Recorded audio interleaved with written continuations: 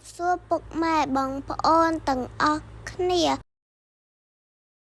ឥឡូវហ្នឹងអូននឹងនៅតាមផ្លូវជាមួយប៉ាប៉ាកំពុងធ្វើដំណើរទៅចោះឈ្មោះរៀននៅភ្នំពេញឥឡូវហ្នឹងអូនកំពុងជិះម៉ូតូទៅចោះឈ្មោះហើយសក់អូនលឹងប៉ៅហើយសប្បាយជិះតាមផ្លូវហើយសាលាហ្នឹងនៅជិតផ្ទះអូនសាលាអញឈ្មោះ PLA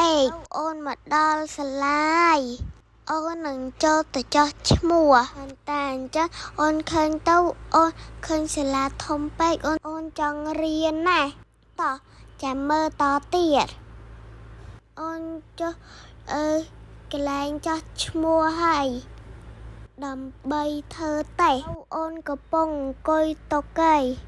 អូនអង្គុយតុជាមួយប៉ា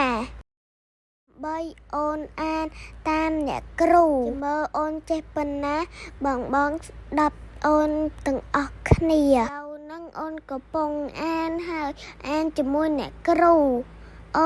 តែអូនអត់ចាំទេអូនចាំតិចអូនមកដូរកាអាវិញហើយចោះឈ្មោះភ្លាមចូលរៀនភ្លាមតែម្ដង